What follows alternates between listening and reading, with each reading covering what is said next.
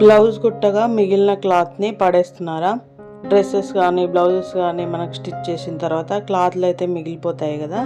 So వాటితో ఒక super idea అయితే చెప్తాను. వీడియోని స్కిప్ చేయకుండా లాస్ట్ వరకు అయితే చూడండి.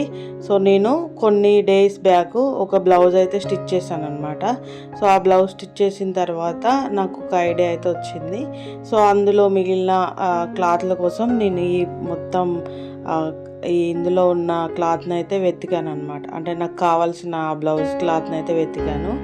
సో పక్కన పెట్టేసిన తర్వాత ఒక ప్లెయిన్ మనకి బ్లాక్ శారీ అయితే తీసుకొని నేను ఇక్కడ ఫస్ట్ కొంగులు అయితే కుడుతున్నాను. సో ఇలా కొంగులు కుట్టేసిన తర్వాత అంటే 2 సైడ్స్ కొంగులు కుట్టిన తర్వాత నేను ఫాల్ కూడా వేసేసాను. సో ఇలా వేసేసిన తర్వాత మొత్తం పైన కింద జిగ్జాగ్ అయితే చేశాను ఫాల్. సో ఇలా ప్లెయిన్ మనకు శారీస్కి ఆపోజిట్ కలర్స్ లాగా ఉండే బ్లౌజులు అనేవి మనం స్టిచ్ చేసుకుంటాం కదా. సో అలా అయితే మనకి ఇప్పుడు నేను వీడియోలో చూపిస్తున్నాను కదా. సో అలా ఉండే అంటే ఇప్పుడు బ్లాక్కి ఈ రెడ్ మనకి ఆపోజిట్ కలర్ కాబట్టి బాగుంటుంది అనమాట.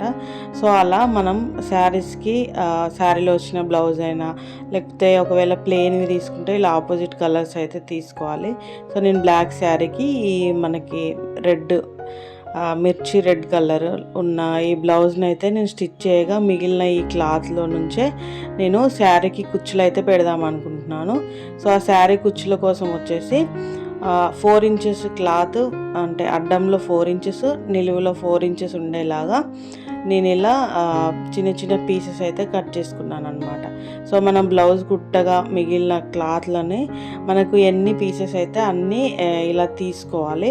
ఒకవేళ తక్కువ కనుక మనకి పీసెస్ అనేవి ఉంటే కొంచెం దూరంగా మార్కింగ్ అయితే చేసుకొని శారీ కుచ్చులు అయితే పెట్టాలి. లేదు ఎక్కువ క్లాత్ ఉందనుకుంటే కొంచెం దగ్గరగా పెట్టుకుంటే ఇంకొంచెం లుక్ ఉంటుంది అనమాట. సో ఇలా నేను ఇలా పీసెస్ అనేవి కట్ చేసిన తర్వాత వీటిని మనం నార్మల్ డోరీ కోసం క్యాప్స్ అయితే స్టిచ్ చేస్తాం కదా.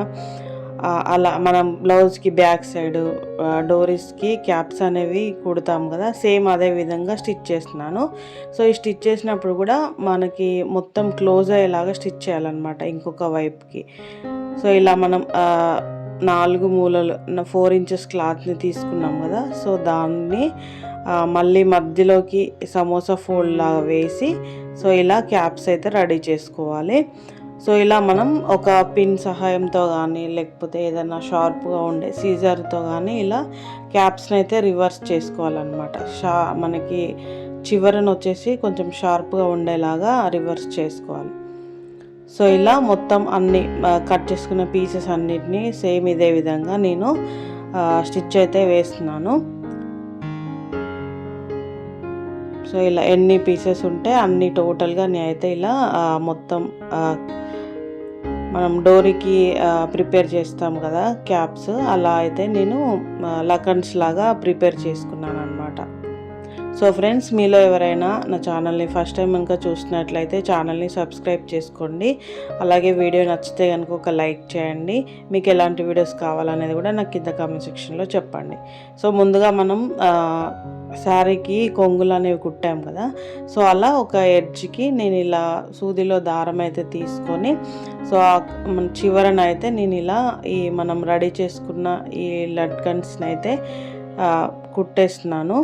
సో నాకు ఈ శారీకి వచ్చేసి ఇప్పుడు నేను రెడీ చేసుకున్న ఈ మనకి ఉన్నాయి కదా లట్కన్స్, సో ఇవి 3 ఇంచెస్కి 3 ఇంచెస్కి ఒకటి ఉండేలాగా నేనైతే స్టిచ్ చేశాను అనమాట. అంటే క్లాత్ ఒకవేళ ఎక్కువగా ఉంటే ఇంకొంచెం దగ్గర అంటే 2 ఇంచెస్కి 2 ఇంచెస్కి పెట్టుకున్నా బాగుంటుంది. కాకపోతే నాకు నా దగ్గర ఉన్న క్లాత్ని బట్టి 3 ఇంచెస్ గ్యాప్ ఉండేలాగా నేను ఈ క్యాప్స్ అయితే హ్యాండ్తో నేను మళ్ళీ ఇలా కొంగుకి చివరన స్టిచ్ చేశాను అనమాట. సో చూసారు కదా ఎంత మంచి లుక్ అనేది వచ్చిందో. సో మీరు కూడా బ్లౌజ్ కుట్టగా మిగిలిన క్లాత్ని అయితే పడేయకుండా ఇలా ప్లెయిన్ శారీస్కి శారీ కుచ్చుల్లాగా అయితే పెట్టుకోవచ్చు. ప్లెయిన్ శారీ అనే కాదు, మనకు ఏ శారీకైనా ఇలా కుచ్చుల్లాగా పెడితే లుక్ అనేది ఇంకొంచెం హెవీగా మంచిగా అవుతుందన్నమాట. వీడియో ఎలా అనిపించింది అనేది కామెంట్స్లో చెప్పండి. Subscribe to my channel.